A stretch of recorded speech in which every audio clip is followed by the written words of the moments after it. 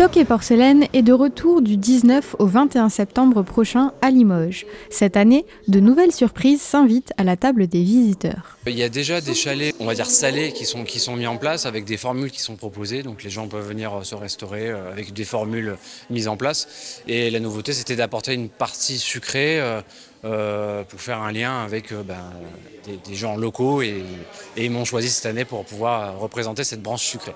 D'autres chalets sont dédiés aux boissons, fromage, pain et même aux préparations véganes. Des élèves doivent aussi confectionner une assiette pour accueillir le dessert de Geoffrey Cagne et ce sont 12 élèves du Majambo qui ont été mis au défi. Si on a envie de raconter une histoire, c'est beaucoup plus facile de raconter une histoire avec un joli contenant, donc une jolie assiette, et c'est ce qui va venir donner et sublimer notre dessert. Et on va pouvoir accompagner avec des sauces qu'on ne pourrait pas faire si on n'avait pas d'assiette. Cette année, la ville tente de rassembler en invitant des jeunes chefs pour le jury. Limoges, je viens voir la jeune génération de pâtissiers, de par peut-être les réseaux sociaux, de par aussi l'aura qu'on peut avoir pour parler de ce festival, mais pas que, de la ville, du savoir-faire, de l'artisanat.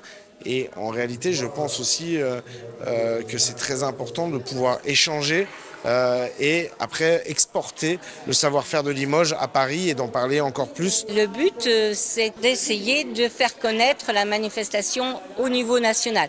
Et aux 2 dernières éditions, on avait été très contents de voir qu'il y avait des gens de la Nouvelle-Aquitaine, mais voire de Paris, des Parisiens qui étaient venus. L'objectif, mettre les bouchées doubles pour battre les 45 000 visiteurs de l'année précédente.